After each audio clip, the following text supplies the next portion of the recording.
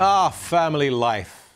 Now, let's be realistic. I mean, my wife and I, we have 4 children, understand the challenges of family. It's not all little house on the prairie. Mind you, that was quite tough, wasn't it? Fighting for your life on a daily basis, and everyone seemed to go blind in that home. Anyway, that's another issue. Let me read this to you, if you don't know this story. Biological parents, there's a surrogacy involved here. A surrogate mother and the couple that hired her make a painful discovery after an ultrasound. The unborn child will have serious health problems. The biological parents say they can't bring a child into the world to endure so much suffering. For that, read, their suffering. So they offer the surrogate, who is struggling to make ends meet, $10,000 to abort the baby. She says no, she flees, they go after her, they offer her more money. What a complete mess this is. I mean, let me be explicit. I think surrogacy is wrong. There are huge numbers of children waiting to be adopted in this country. In other countries, they want people to love them. A child is meant to be conceived, an act of love, not an exchange of bodily fluid, for goodness sake. And sometimes the answer is no. You may want, I understand the pain, but sometimes the answer is no. This sort of stuff is inevitable when you begin. When you open the door, all sorts of things will rush through. Brian Lilley joins us now from Ottawa. This really should be, I mean, it's people playing God here. It truly is, Michael, because it was an implant of a frozen embryo into someone else's body, and then, well, it's not quite exactly what we wanted, so let's get rid of it. I'm not surprised that the doctors involved, the lawyers involved, and the couple involved are all pushing abortion. Like you, I've got 4 kids as well, and with each and every one of them, abortion was discussed. Never adoption, if there's a problem, but abortion. And the most shocking one was we already had 2, and my wife was pregnant with twins, and we're a couple months in, and we're at the obstetrics unit, and she's being followed for a high-risk pregnancy. She already has 2. There's no sign that we want anything but to have these 2 new babies come into our life. And they said, would you like us to do selective reduction? And we just looked at them and we didn't know what they were talking about. We said, what is that? And they said, well, having a lot of kids can be difficult and having 2 at once can be a challenge. So we can go in and remove one. I felt like I was being offered a hit job by a mobster at that point. And we just simply told the doctors, do not ever raise that issue with us again. I had no idea that sort of aggression took place. But I do understand if a teenager, no one to support her, is pregnant, a doctor may suggest there are alternatives. I disagree with that entirely, but at least I can see where that's coming from. A married couple with 2 children, financially secure, and they're offering to kill one of your children. Yeah, because it might be a challenge, and it is a challenge. Having kids is a challenge, sure, period, but it's also a joy. My wife has often said, should I walk back into that doctor's office now and present them with these 2 beautiful children, now just about 9 years old, they'll be 9 next week, and say, which one of them should I have killed?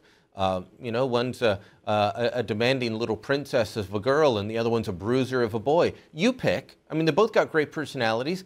You pick which one. But in this case, with the surrogacy, we're talking about, they're talking about abortion because there are problems with the child, medical problems. Yeah. Look, so many times, these medical problems that they discover in utero are overstated or they're wrong. Now, in this case, they weren't. There is a cleft palate, there is a heart condition. That does not mean the child cannot have some quality of life. I grew up next to a girl who had cerebral palsy. Her parents were told she wouldn't make it past a couple of years. Then it was 5, then it was 10. She died at around age 22, 23. She went to my school despite being confined to a wheelchair and her mobility severely restricted, but she was bright. She was able to chat. She brought joy to people. And I can't imagine what school would have been like without her. But so many times, the minute there's a problem, they say, no, get rid of it. The incidence of Down syndrome is dropping in our society, not because we found a way to defeat it, we found a way to kill it. And if you've ever dealt with people with Down syndrome, it's the same. They can, obviously they're different, but there's such joy that they can bring to your life. And they force you to look at life differently, to realize that we're not all the same. This is a horrible story, this surrogacy one, and the attempt to force her through legal threats into an abortion. You mentioned Down syndrome.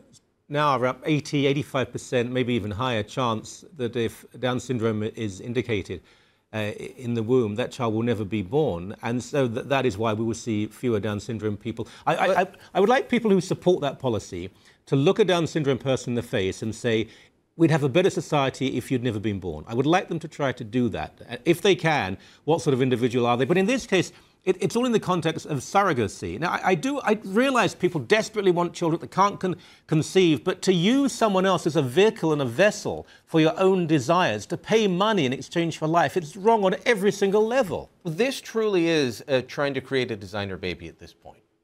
This is. And could you say that about every surrogacy? No. And you've expressed that you don't like surrogacy, and there's lots of people like that. I'd count myself in that. But in this specific case, they have decided we cannot conceive naturally. We will conceive using in vitro fertilization. We will implant with somebody else, but we will only have exactly the kind of baby that we want. We will not take anything less than that. Where does this stop? Does it stop when you can select eye color, which they're getting close to? What about hair color?